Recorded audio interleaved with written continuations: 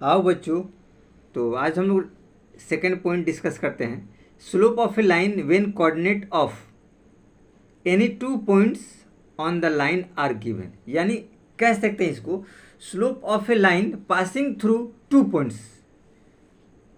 ये भी NCERT math class 11 है, चैप्टर 10 स्ट्रेट लाइन का इंट्रोडक्शन पार्ट का एक हिस्सा है कि जब दो पॉइंट्स दे रखा हो पासिंग थ्रू टू पॉइंट्स तो हमको स्लोप निकालना। देखिए दो पॉइंट्स पी और क्यू दे रखे हैं, तो थोड़ा डायग्राम की तरफ समझते हैं। देखिए पी और क्यू दो पॉइंट्स है, ये लाइन ड्रॉ कर दिया, ये एंगल जो पॉजिटिव डायरेक्शन के साथ थीटा बनाया है, यही इसका स्लोप हो गया। अब देखिए हमने क्यू से परपेंडिकुलर क्यू एल डाला और पी से परपेंडिकुलर पी एम डाला। पी का कोऑर्डिनेट्स जो दिया है x1 y1 और इसका दिया है x2 y2, ये कोऑर्डिनेट्स इनको हो गए। तो थोड़ा इसके बारे में हम लोग थोड़ा डिस्कस कर लेते हैं।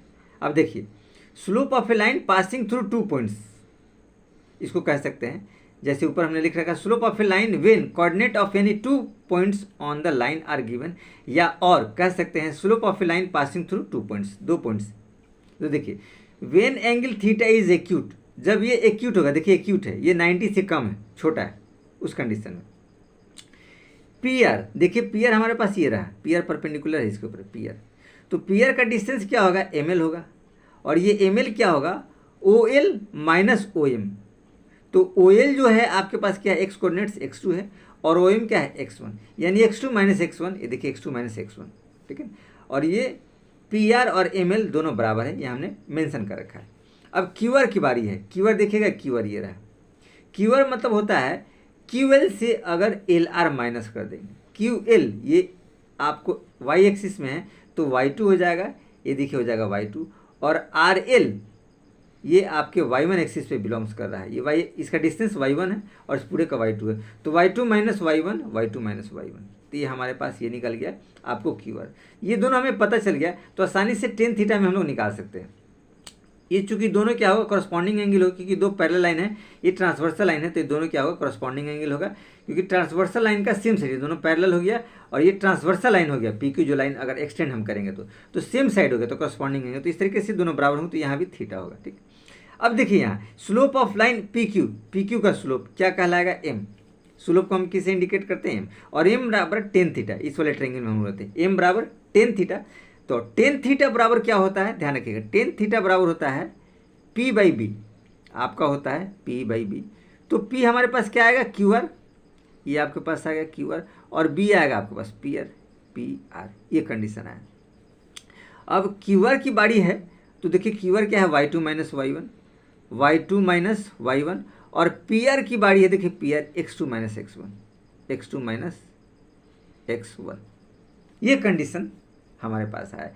यानी कि फाइनली हम एज इट इज इसको लिख सकते हैं, क्या लिख सकते हैं, m equal to tan theta और equal to y2 minus y1 upon x2 minus x1, यानी m बराबर ये फॉर्मूला आपका हो गया। क्या फॉर्मूला हो गया, slope of a line passing through two points, कब, जब एक्यूट होगा, तब कब, जब एक्यूट होगा, तो उस कंडीशन में हो गया। चलिए तो ये हम लोगों ने कर लिया। अब थोड़ा ऑब्ट्यूज में थोड़ा सा फोकस हम लोग करते हैं, थोड़ा ऑब्ट्यूज पे नज़र मारते हैं, देखते हैं ऑब्ट्यूज क्या दे रखा है। तो देखिए ऑब्ट्यूज का डायग्राम इस हिसाब से बनेगा, ये देखिए ऑब्ट्यूज, ये देखिए ये लाइन आपका रहा और ये एंगल रहा, ये 90 से ज़्यादा है, तो ये ऑब्ट्यूज के कंडीशन में था।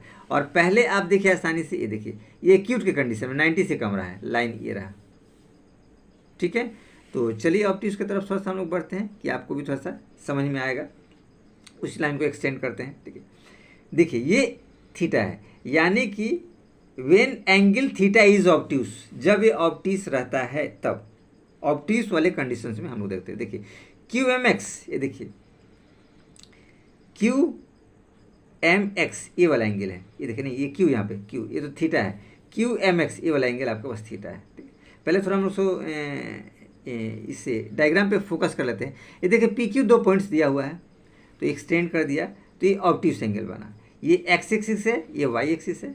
क्यू से हमने परपेंडिकुलर डाला क्यू एल, और पी से परपेंडिकुलर डाला पी एन, और पी से पी आर भी परपेंडिकुलर डाला क्यू एल पे, ये देखिए, तो ये एक तरीके से राइट एंगल फॉर्म हो गया। ये देखिए ये जो एंगल है ये वाला एंगल वो सेम है, ये बताते हैं। तो ये अगर थीटा है और ये पूरा स्ट्रेट लाइन 180 का होता है तो ये आएगा 180 माइनस थीटा, और ये भी 180, ये दोनों सेम हो जाएंगे क्योंकि करस्पॉन्डिंग एंगल, ये दो पैरेलल लाइन है और ये दो सेम साइड है। पैरेलल लाइन का सेम साइड है क्योंकि ट्रांसवर्सल लाइन है, ट्रांसवर्सल लाइन के सेम साइड दोनों बन रहे हैं तो करस्पॉन्डिंग एंगल कहलाएगा, एक बाहर और एक अंदर का। तो करस्पॉन्डिंग एंगल से दोनों बराबर होंगे, 180 माइनस थीटा, ये भी हो जाएगा 180 माइनस थीटा, ये अंदर वाला कौन, इधर तो खैर थीटा है। चलिए अब इसको थोड़ा हम लोग यहाँ मेंशन कर रखे हैं, एल एम क्यू, ये देखिए एल एम और क्यू, ये वाला एंगल एल एम क्यू क्या हो जाएगा, आर पी क्यू, इस वाले एंगल, ये दोनों एंगल बराबर होंगे, ठीक है। तो दोनों एंगल क्या होंगे, 180 माइनस थीटा, 180 माइनस थीटा हमने कर दिया है। और अगर थीटा की बात करें तो थीटा इधर लाएंगे तो पॉजिटिव हो जाएगा, और आर पी क्यू आप इधर लाएंगे तो माइनस होगा, यानी कि थीटा बराबर 180 माइनस आर पी क्यू। ये देखिए थीटा को हमने इधर लाया तो पॉजिटिव हो गया, आर पी क्यू को हमने इधर ला दिया तो 180 माइनस आर पी क्यू, ये कंडीशन आई है। अब देखिए स्लोप ऑफ लाइन एम हो जाएगा, इस लाइन का स्लोप हमने क्या माना, एम, तो एम बराबर क्या होगा, टेन थीटा, ये आसानी से आप देख सकते हैं। और टेन थीटा, थीटा की जगह इसका मान आप भर लेंगे तो एज इट इज़ आप लिख सकते हैं 10 180 माइनस आर पी क्यू, ये आप लिख सकते हैं 10 180 minus R P Q. R P Q क्या हो गया, आप ध्यान से देखिएगा, आर पी क्यू ये वाला 180 माइनस थीटा वाला, ये कोण आपके पास ऑलरेडी आ गया। चूँकि हम लोग जानते हैं, क्या जानते हैं, ये फॉर्मूला होता है 10 180 minus theta is equal to minus 10 theta, ये फॉर्मूला होता है, ये एक फॉर्मूला होता है, ये हम लोग को याद रखना है। चैप्टर 3 में ये फॉर्मूला होता है, ये क्या होता है, फॉर्मूला, ये हम लोग को याद होना चाहिए। चैप्टर 3 का है एनसीईआरटी मैथ क्लास 11th का, ट्रिगोमेट्रिक फंक्शन वाला जो चैप्टर, उससे फॉर्मूला है। तो इस हिसाब से ये बनेगा -10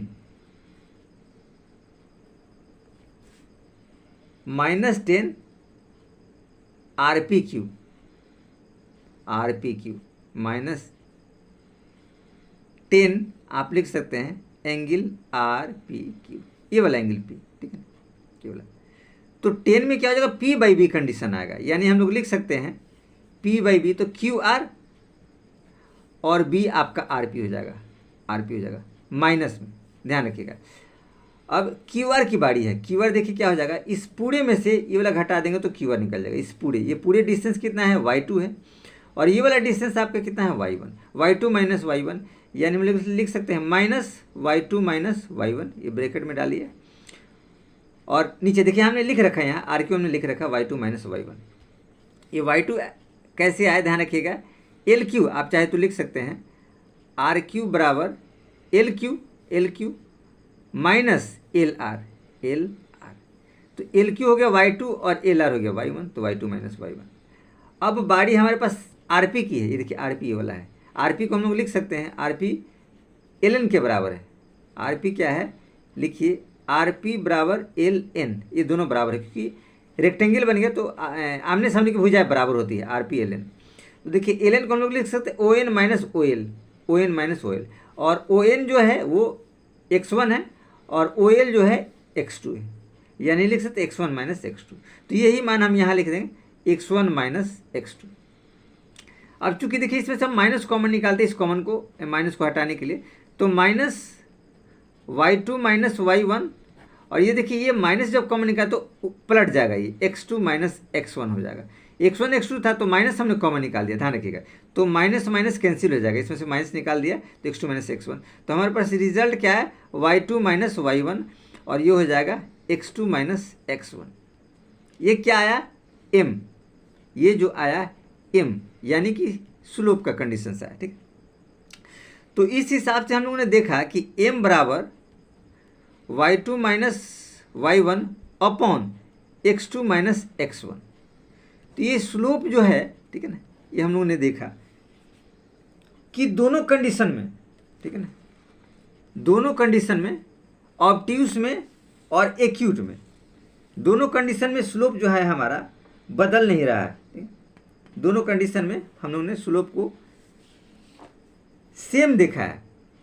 तो एज इट इज़ हम लोग चाहे, ये देखिए ये सेकंड केस वाला था, और फर्स्ट केस में भी आप देखिए y2 माइनस y1 और x2 माइनस x1, और अभी वाले केसेस में आप देख सकते हैं y2 minus y1 x2 minus x1। तो दोनों केस में क्या आया, स्लोप जो रहा वो सेम रहा।